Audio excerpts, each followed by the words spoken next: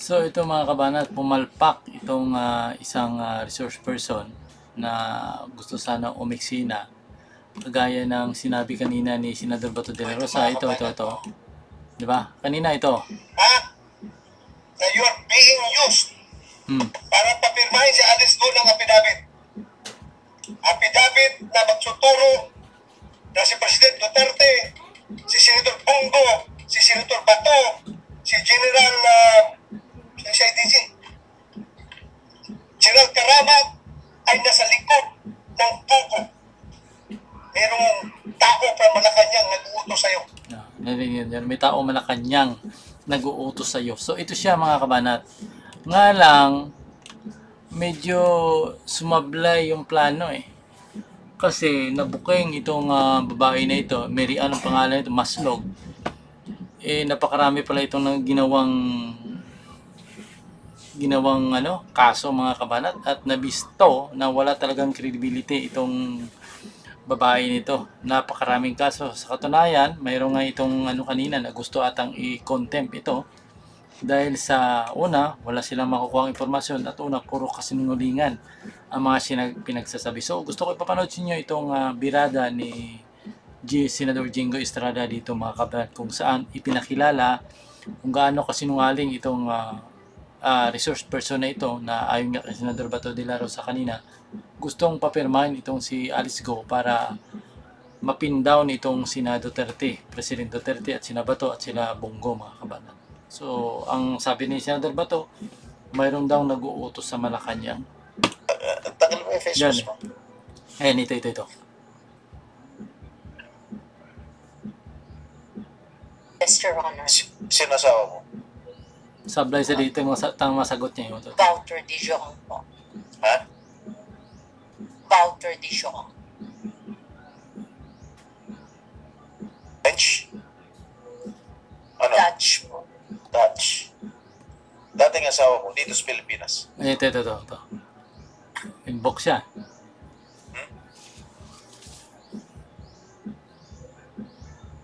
Dating asawa mo dito sa Pilipinas, sino? Yes, Your Honor. Anong yes? Pangalan niya, yes? No, Your Ano pangalan ng asawa mo? Your Honor, I refuse to answer, Your Honor. Why do you refuse to answer my question? Because I have a case in Sandigan, Your Honor. What does that case have to do with my question? Your Honor, I'm just asking you, what is the name of your husband or your former husband? I refuse to answer, Your Why Honor. are you refusing to answer my question? That is a valid question. I refuse to answer, Your Honor, because I have a case in Sandigan, Your Honor. What has that case got to do with my question? It is because, Your Honor, It is because of what? Because, Your Honor, on the 28th and 29th, I have to prove my identity in Sandigan, Your Honor. So, I refuse, I invoke my right, Your Honor. Okay, when the page showed you this picture, do you confirm that you're the one in this picture? I did not confirm, Your Okay, Honor. are you confirming now? I'm asking you. Are you this person? I invoke my right, Your Honor, to keep silent because of the case in Sandigan for my identity, Your Honor. For your identity? Yes, Your Okay. Honor. For the information of the Filipino people, this woman, Ayan, dito. Mary Ann Maslog, is formerly married Mayor Romel Maslog. Correct? An incumbent vice mayor right now. I know him. He is a good friend of mine. But I know you have already been separated. I don't know if it was annulled or whatnot. You know, of course, you know your husband, Romel. Your Honor, I refuse to answer. I invoke my right po to Okay. keep silent. And for the information of everybody again, you were also married in the United States with a certain Smith. And he became your partner in crime. You're married in Florida. Correct? I refuse to answer, Your Honor. You know, yung mga refuse na yan siguradong tama, totoo. And then when you came to Manila, you defrauded a lot of people here in the Philippines. Con artist ka nga. Pinakita mo yung opisina mo. Dinala mo, hininga mo pera. Nung nagbigay ng pera, nag-disappearing act na kayo. That is your true identity. At itong Jessica Francisco na ito,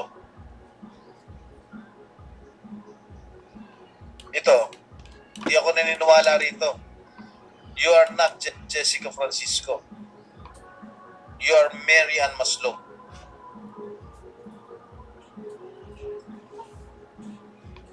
The con artist scam.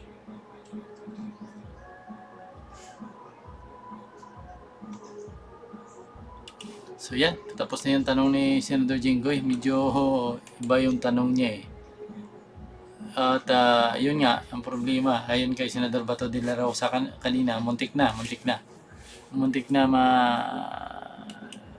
tagumpay yung plano mga kabataan. At sinusulan pa yan ni Risa Hontiveros. Parang sabi ni Hontiveros, may follow-up sa dyan, parang hinahimay-himay. Alam naman natin yung itong hearing nito ay chairperson nata dito si Risa Hontiveros eh. Kasi may joint hearing ito kasama yung dangerous drug na nang namumuno si Senador Bato de la Rosa.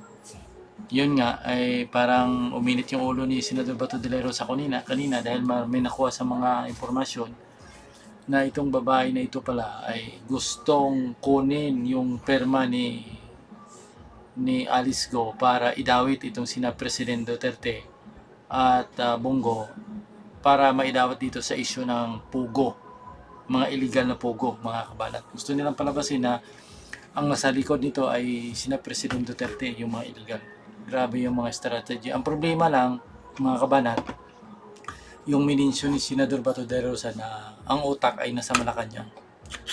So sino kaya nasa Malacanang dyan, mga kabanat, ang may pakana nito? Kasi Malacanang yung mininsyon eh. Okay lang sana kung sinabing mga kalyado ng Malacanang, medyo maguguluhan kayo dahil napakarami. Pero yung tinutukoy kasi ni Senador Bato sa Malacanang, ibig sabihin nasa malapit dyan sa Malacanang kung sino-sinong Juan de la Cruz ang nandyan, mga kabanan. Yung wala kung sino. Sa part ba ni o sa part ni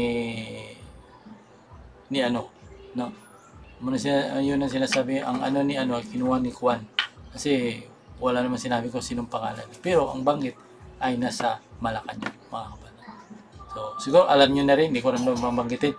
So, sikreto ko na lang yung mahirap na. Kasi, yan ay lang naman, hindi pa naman confirm talaga yan at hindi naman nagbanggit ng pangalan si Senador Bato. Kaya hindi natin mababanggit kung sinong sa utak natin, mga kabanan. Diba? So, siguro alam nyo na yan kung sino. See you next video. Ulan siya!